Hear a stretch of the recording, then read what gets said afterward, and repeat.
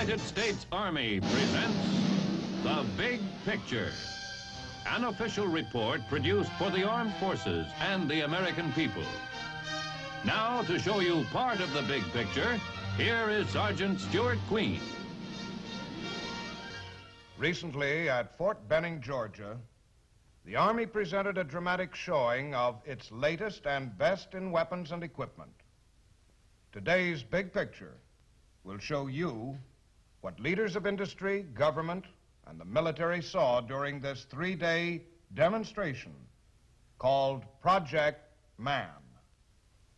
The code name, MAN, has a double significance. The initials M-A-N stand for Modern Army Needs. The type of weapons and equipment your Army is developing and must have to be prepared for combat and to preserve the peace. But those initials also spell out man, and the quality of any army, however well equipped, depends ultimately on the quality of the individual men who fill its ranks. In the next few minutes, you will see in action many of the latest Army weapons, vehicles, and techniques. A dramatic showcase of today's Army capabilities and tomorrow's possibilities. Project MAN.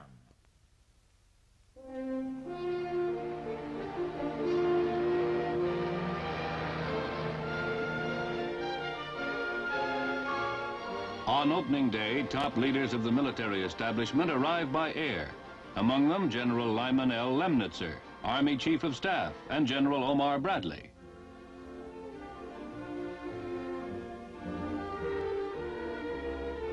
A busy 3 days awaits the visiting dignitaries as the tight schedule of Project MAN gets underway. Early on the agenda is a dramatic demonstration of firepower and airmobile assault. On hand is the Chief Executive, who receives a warm ovation along with Secretary of the Army Wilbur M. Brucker and Defense Secretary Thomas Gates.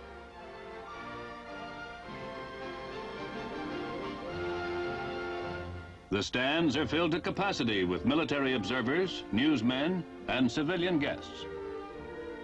An impressive array of the Army's most modern firepower stands ready for the signal to go into action.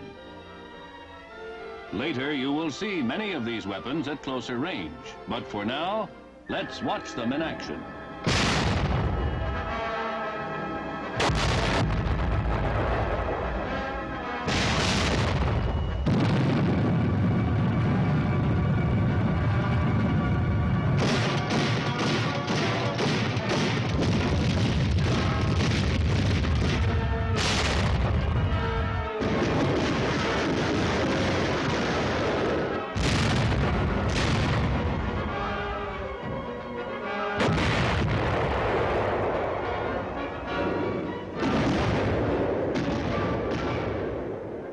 Following close on the heels of the firepower demonstration is a full-scale airmobile assault maneuver, which begins with the arrival of light copters which spearhead the attack.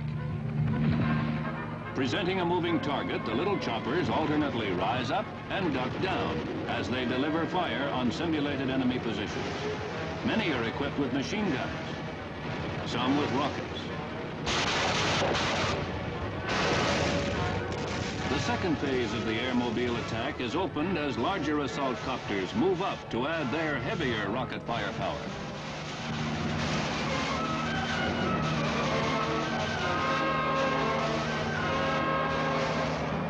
Now come the transport copters loaded with assault troops.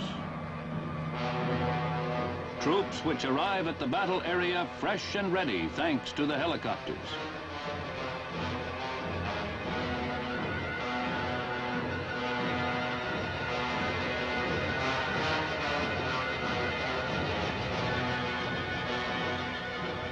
Light ground transport is also brought up by copter lift.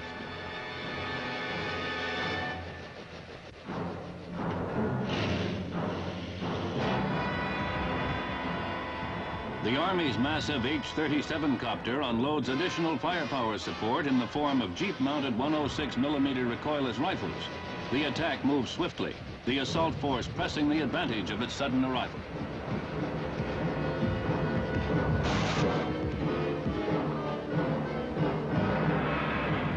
Armored support moves up to reinforce the advance. The new Iroquois turbine-powered copter handles the job of evacuating simulated casualties. Meanwhile, such air-transportable and hard-hitting weapons as the 106 recoilless rifle make the infantry's job easier. The same is true of the Army's new guided anti-tank missile, the SS-10. Small, highly mobile, and rugged, it is sudden death to enemy armor.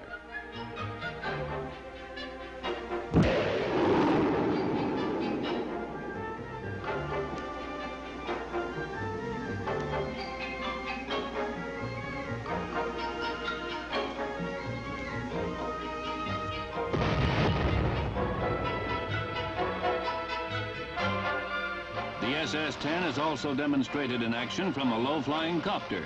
Now, for the first time, a whirlybird in flight is capable of destroying a tank.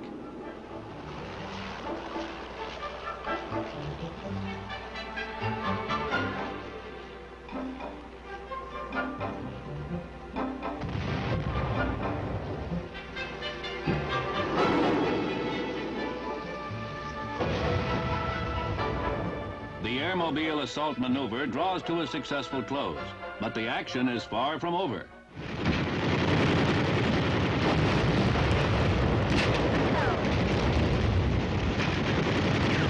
With darkness comes a night assault demonstration, very aptly called the Mad Minute.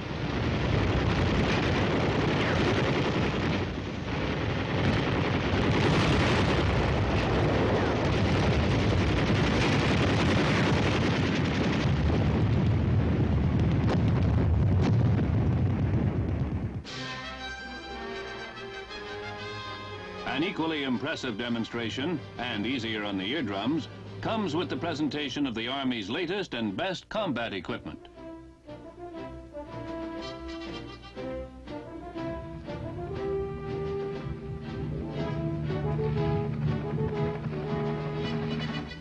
The Army's missile arsenal comes in for much of the attention here.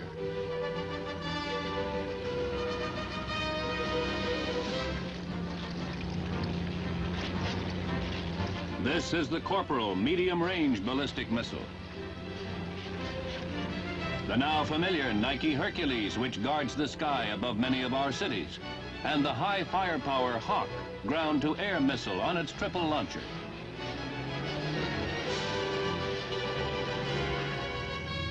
The pinpoint accurate Pershing missile gets a thorough examination along with its TEL, Transporter Erector Launcher. Now in the research and development stage, the Pershing is slated to replace the Redstone as a general support missile for the field army. Both ground and air transportable, it can operate on the principle which missile men call S&S, shoot and scoot.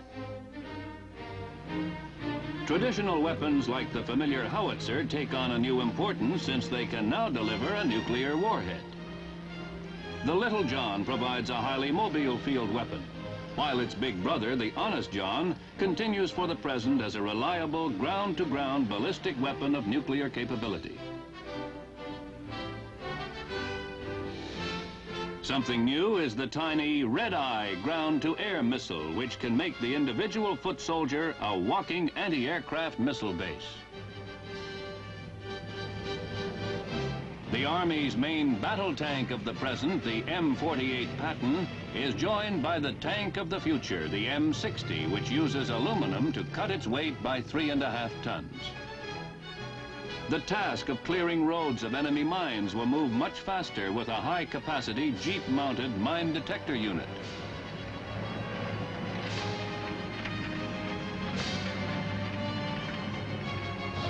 Another armored asset is this adaptation of the World War II hedgerow buster. And a self-propelled scissors bridge will enable our biggest tanks to cross gullies and defiles without delay. Highly experimental, but working perfectly, is this remote-controlled bulldozer, which goes eerily about its work with no human operator on board.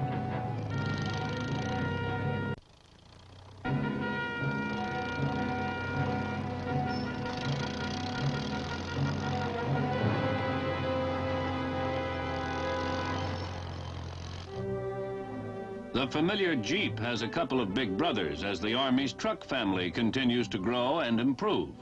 Not glamorous, perhaps, but vitally important to the modern Army are its trucks. Here, the standard 6x6 delivers the smallest transport vehicle, the mechanical mule.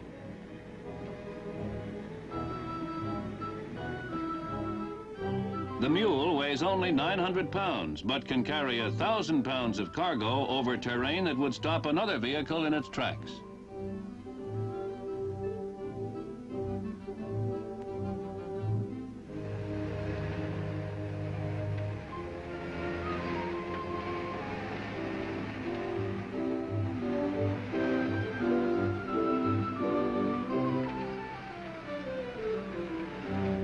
With four-wheel drive, this little dynamo can wade creeks, negotiate forest tracks, in fact, go just about anywhere the foot soldier goes. Its unusual four-wheel steering feature gives it a very short turning radius. And if the driver needs to keep his head down, the hinge steering gear swings over and the mule provides cover as the driver continues the advance.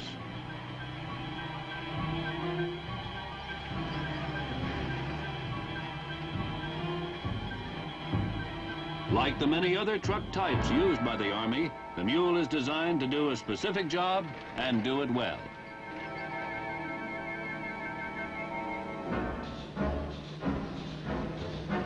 Now for a look at the amazing overland train.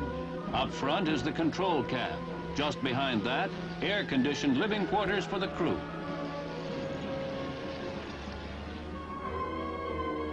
Each of the trailers will carry 150 tons. A train of 10 trailers will carry an even 3 million pounds. The mammoth transporter is equally at home over field terrain or ice cap, desert sands or Arctic snows.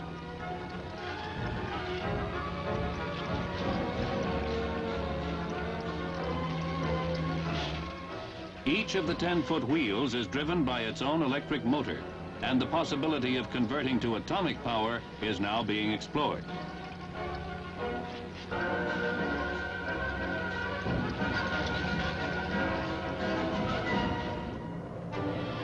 At still another demonstration area, a showing of the Army's potential in the air gets underway.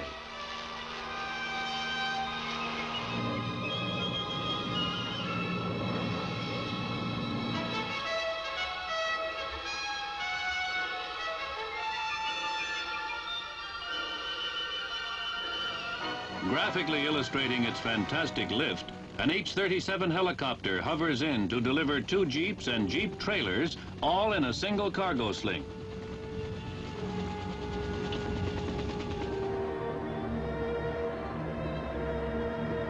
The new Vertol copter demonstrates its quick loading ramp by unloading a mule-mounted recoilless rifle ready for action.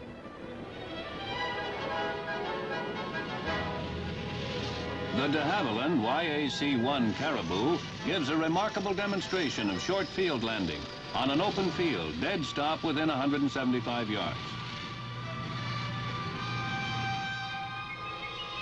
And even with a full load, the Caribou can lift off with a run of just over 180 yards.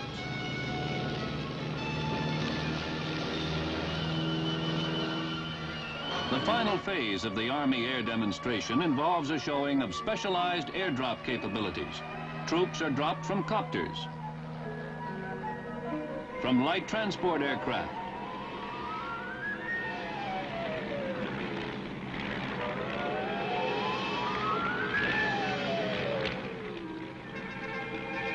and finally a large-scale drop from the versatile and rugged Caribou.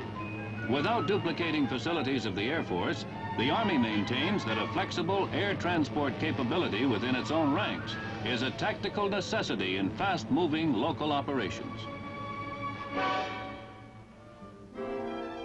Now Now the spectators, having seen these new devices in action from a distance, move out to get a closer look.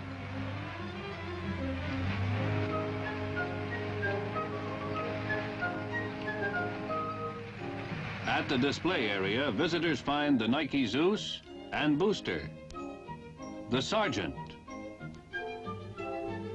the Corporal, the new Davy Crockett nuclear weapon, the de Havilland Caribou. The much talked about air car is a popular item and one which you will see in operation a little later. The Army's new M14 rifle, replacement for the M1, captures the interest of General William C. Westmoreland, Superintendent of the Military Academy. The M14 can be fired semi-automatically like its predecessor, the M1.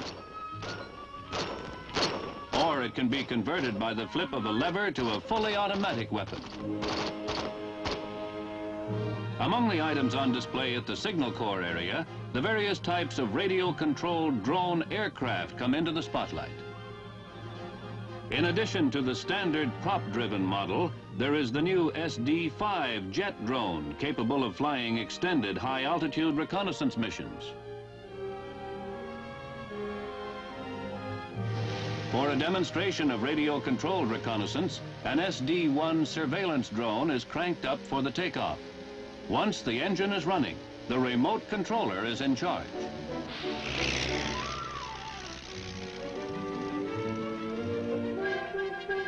Presenting a very small, fast-moving target to enemy gunners, the surveillance drone can zoom over enemy-held territory, taking detailed motion pictures as directed by radio from home base. Within minutes, it can return to friendly territory for recovery by the radio-released parachute built into the fuselage.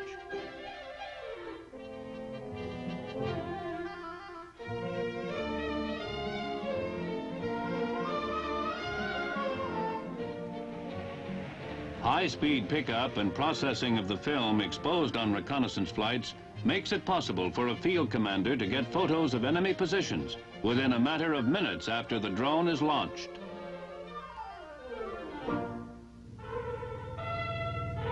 Still another demonstration area draws a large crowd eager to get a look at the Army's latest water crossing techniques. Screening for water assault is provided by a fast-moving smoke generator boat. Under cover of the smoke, low silhouette amphibians slip across the water and onto the beach.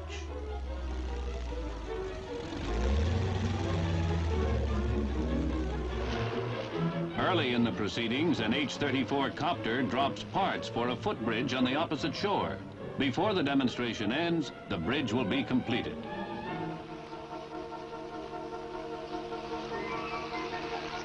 Meantime, assault teams demonstrate the various types of assault craft available to field troops for inland water crossings.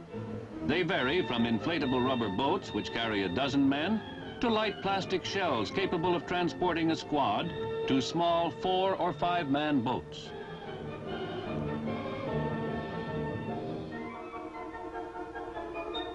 All these assault craft have one thing in common. They are light and easy to handle.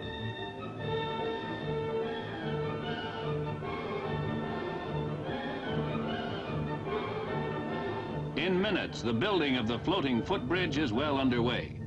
The sections fasten together without complex tools, and assembly is rapid. A group of the Army's armored amphibious personnel carriers demonstrate their ability to give both protection and transportation to the foot soldier making an inland water crossing.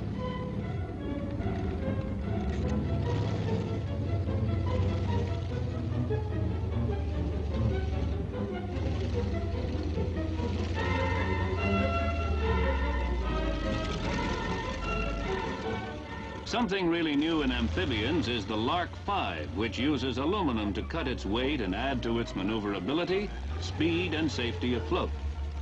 A larger version, the twin-engine Lark 15, is also demonstrated. Like the Lark 5, it can make 10 miles per hour in the water and upwards of 30 miles per hour on land.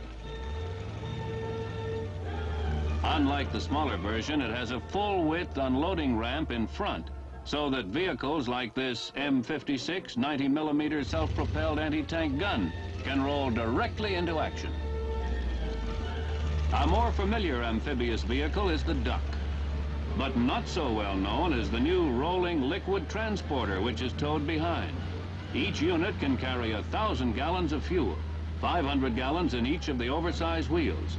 With fuel line connections in place, a vehicle towing one of these units can increase its range by hundreds of miles.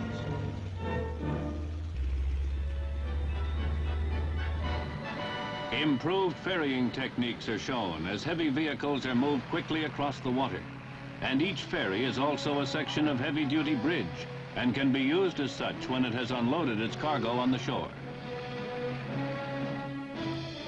The floating footbridge is nearing completion as the river crossing demonstration goes into its final phases. Copter delivery techniques are many and varied. What's the easiest way to deliver a ponton to shore? Set it on the water and blow it in. Simple, practical.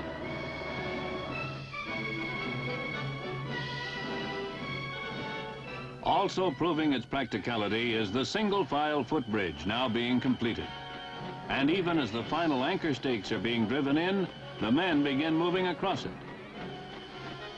With the completion of the footbridge construction, the spotlight turns to an item which everyone has been waiting to see. The much talked about air car is to be put through its paces over water.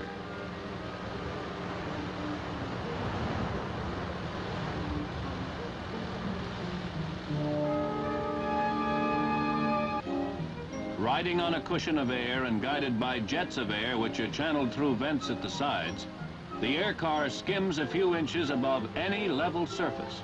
Here it is water, but it could as well be snow, ice, or open ground. The air car is highly experimental as far as the Army is concerned, but it may well offer some interesting possibilities for future military use.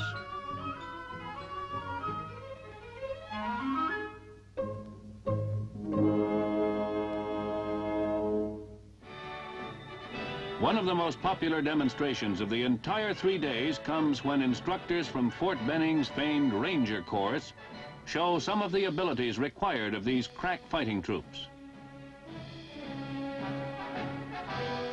Ranger training emphasizes individual combat techniques, and these instructors are experts.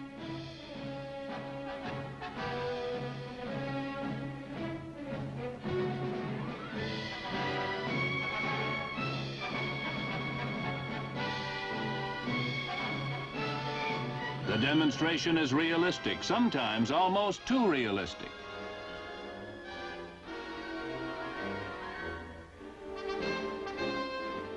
Ranger training may require its men to negotiate any type of terrain, day or night, with or without rest, food, water. To do this, the Ranger must have a good working command of practical rope techniques.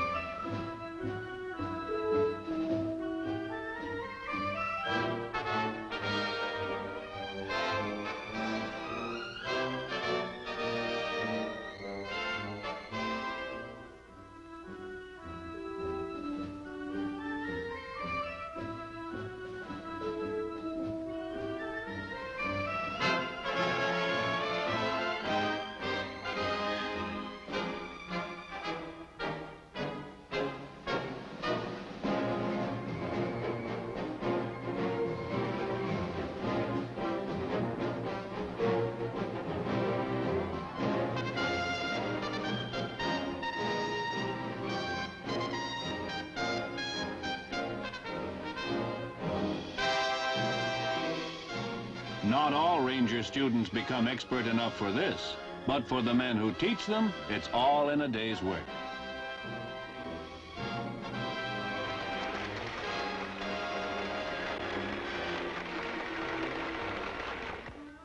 The student Ranger has to develop perfect confidence in his ability to tackle any obstacle that gets in his way. He gets that confidence by negotiating such courses as this, often at the end of a 3-day combat problem during which he has slept little, if at all. Sounds impossible, perhaps, but hundreds of student rangers do it every year.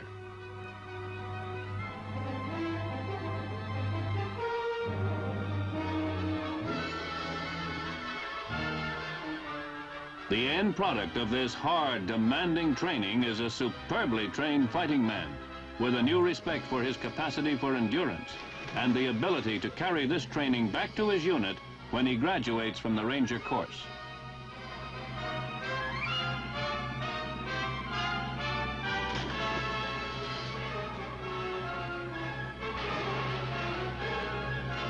The ultimate object? To provide a nucleus of these men in every combat unit of the modern American Army, to make still better the quality of the best.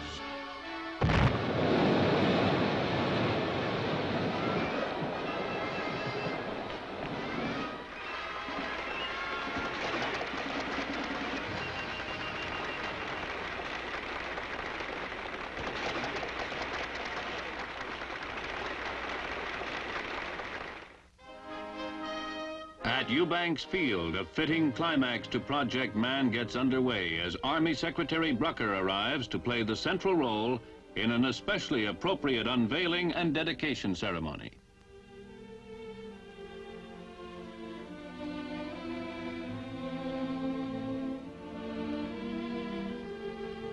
We've come together to dedicate and unveil a statue to the greatest military asset the United States has,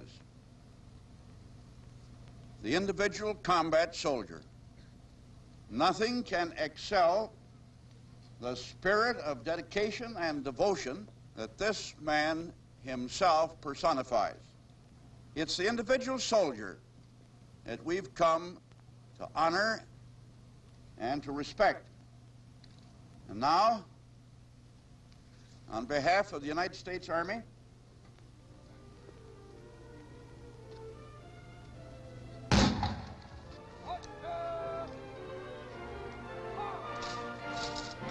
wherever brave men fight and die for freedom, you will find me. I am always ready, now and forever. I'm the infantry, the queen of battles. Follow me. That plaque will be an inspiration and a beckoning into generations to come to young men willing to breast whatever may come for their great country. A modern army needs new weapons, devices, vehicles. The United States Army needs them. But what we heard at the beginning is still true. The quality of any army, however well equipped, depends on the quality of the individual men who fill its ranks.